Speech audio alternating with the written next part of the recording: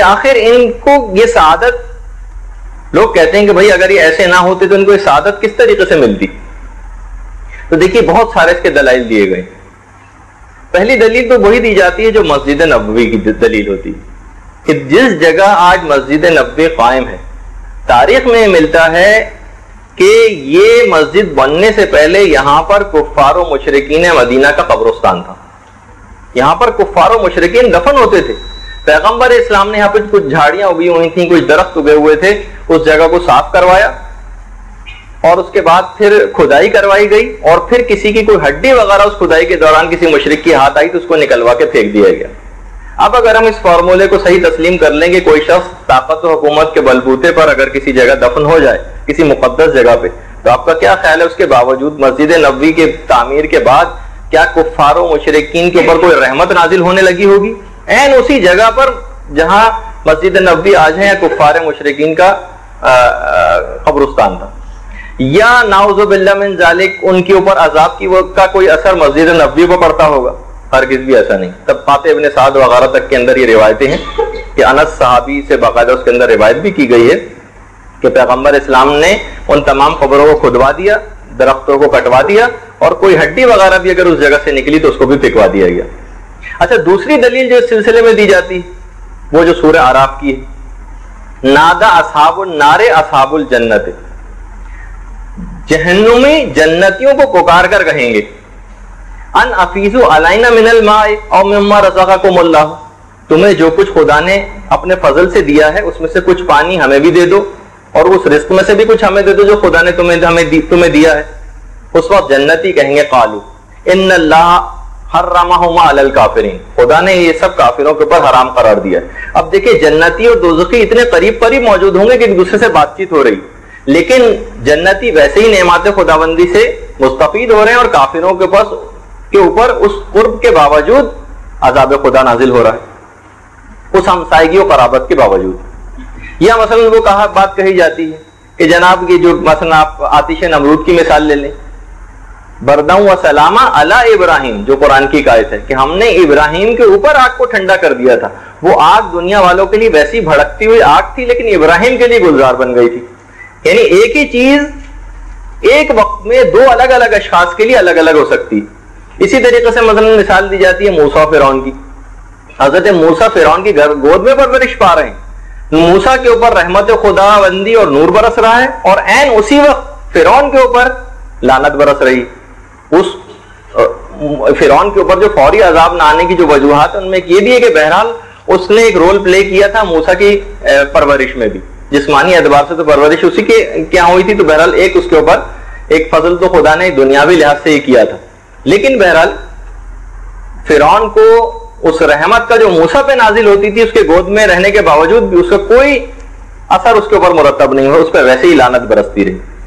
اچھا، اسی طریقے سے کہا جاتا ہے کہ جہنم کے جو نگران فرشتے ہیں وہ جہنم کے اندر موجود ہیں. ان کی خاص شکل بھی ہے کہ ابھی میں یہ کہنے والا تھا جب ہم جہنم پہنچیں گے تو اس وقت آپ نے جب ہم اس کے تذکرے کی طرف جب آئیں گے تو اس وقت ہمیں پتہ چلے گا کہ واقعی ان کی شکل وغیرہ کس طرح کی ہوتی. تو جہنمیوں کو عذاب وہ دے رہے ہوں گے جہنم کے اندر، لیکن ان کے اوپر اس آگ کا کوئی اثر مرتب نہیں ہو رہا ہوگا. وہ آگ جہنمیوں کے لیے ویسے ہی عذاب ہوگی اور یہ حکم خدا کی بجاوری کر رہے ہوں گے، ان کے اوپر رحمت خدا برس رہی ہوگی. اسی اعتبار سے اگر ہم اس فارمولے کو صحیح تسلیم کر لیں کہ وہ مقدس جگہ پہ کیونکہ دفن ہو گئے تو ان کو وہاں کی رحمتیں ملتی ہوں گی، تو دیکھیے اب اس سے بھی آپ اندازہ لگا لیں کہ بت خانہ کعبہ کے اندر رکھے ہوئے تھے کتنے عرصے تک، بت ویسے کے ویسے ہی نجس رہے، ان پر لعنت برستی رہی، جبکہ کعبے کے اوپر ویسے ہی رحمتیں نازل ہوتی رہی. اور دیکھیے ایک اور بھی چیز ہے، ہر چیز اصل میں اپنے اصل کی طرف پلٹتی. یہ روایتوں کے اندر بھی اس کا تذکرہ آیا ہے.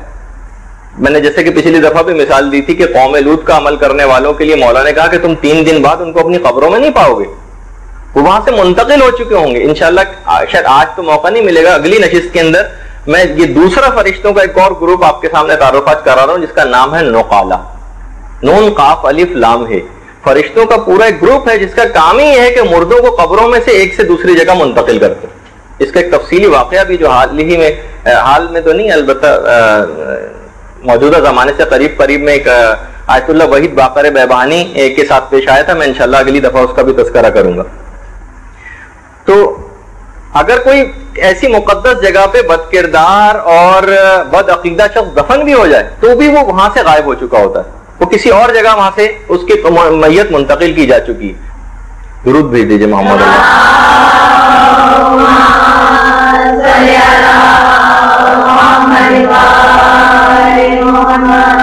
ایک صحابی آتا ہے امام کے پاس اور کہتا ہے کہ مولا مجھے ڈر ہے, میرا بھائی کسی دوسرے ملک میں چلا گیا ہے. دیکھیے ابھی بھی جیسے کہ اطلاعات ملتی رہتی ہیں, بہت سارے جہاں سب سے زیادہ امیگریشن ہو کے لوگ جا رہے ہیں, بہت سارے علاقے اس کے اندر ایسے ہیں کہ جہاں مسلمانوں کے لیے کوئی الگ قبرستان بھی نہیں. ہمارے دوست جا رہے تھے, میں ان کو اکثر اس بات کو کہا ٹھیک ہے آپ جاتے رہے, زندگی موت کا کوئی بھروسہ نہیں ہوتا, لیکن آپ یہ سوچ لیجئے کہ بالفرض اگر وہاں پہ مر گئے تو انہیں کافروں کے قبرستان میں آپ کو دفن ہونا پڑے گا جینوں بھوتوں کے ساتھ. یعنی میں ان کو ایسی مذاق کے طور پہ ڈرا رہا تھا. تو بہرحال اگر ایسا کبھی ہو جائے تو بہرحال یہ کہ اکثر ایسا ہوتا بھی ہے, جیسے اس صحابی نے سوال کر لیا کہ مولا مجھے ڈر ہے کہ نہیں میرا بھائی ایسے ملک میں کہ وہیں نہ مر جائے کہیں. مولا نے کہا بھائی بہرحال زیادہ پرواہ کی بات نہیں, اگر وہ کسی اور جگہ دفن ہو بھی گیا تو بھی اس کو تمام مومنین کو وادی السلام میں منتقل کر دیا جاتا ہے. گھبرانے کی کوئی بات نہیں, سارے مومنین سب ایک جگہ کے اوپر پہنچ جائیں گے, تو زیادہ اس میں گھبراہٹ کی کوئی بات نہیں. تو وہ وہاں پر موجود نہیں ہیں اور مولا فرماتے ہیں کہ اس جگہ پہ اب سلمان و ابوذر ہیں. اور اس کے علاوہ یہ تو خیر ہمارے عقیدے کے لحاظ سے بات تھی. اب اگر آپ دیکھ لیں موجودہ زمانے بادشاہی مسجد لاہور جو ہے اس کے بالکل ہی برابر میں رنجیت سنگھ کی مڑی ہوئی ہے, جہاں رنجیت سنگھ جو سکھ ایک گزرا ہے. اب کیا خیال ہے کہ بادشاہی مسجد کی تعمیر کی برکتوں کی وجہ سے بہرحال مسجد پر رحمت خدا نازل ہوتی ہے, کیا اس کی کچھ برکتیں رنجیت سنگھ کو ملتی ہوں گی؟ نہیں ملتی ہوں گی.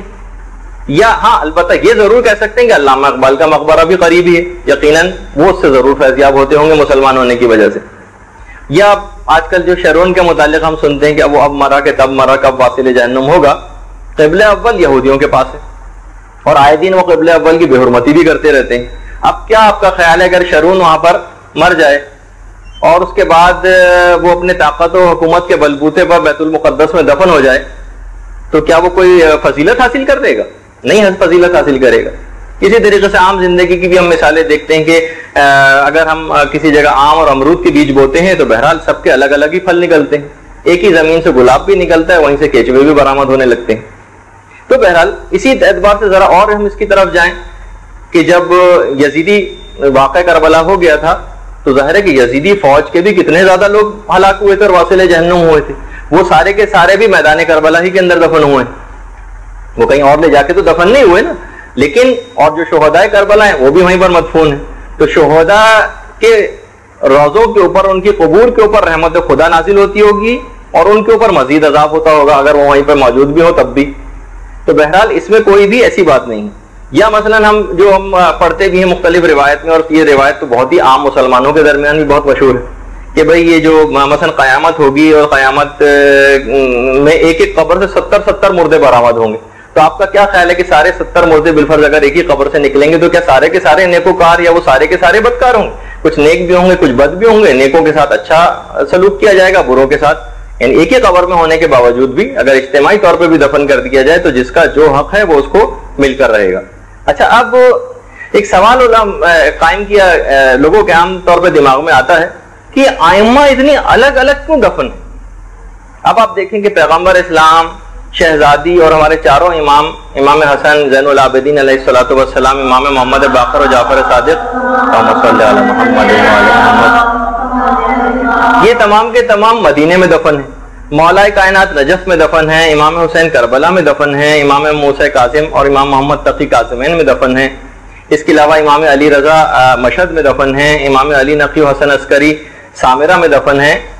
تو تعجب ہوتا ہے بعض اوقات کہ یہ اولاد رسول کیسی دیس بدیس پھیلی ہوئی اور باغ بطول کے یہ پھول کیسے جا بجا بکھرے ہوئے. اب سمجھ میں نہیں آتا کہ یہ اتنے بکھر کیسے گئے.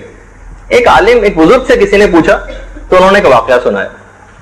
کہا کہ ایک عالم تھے, وہ اپنے شاگردوں کے ساتھ ایک بستی سے گزرے. اس بستی کے لوگوں نے ان سے سارا ساز و سامان چھین لیا, ان کو قید کر لیا, بڑی مشکل سے اپنی جان چھڑا کر وہاں سے نکلے.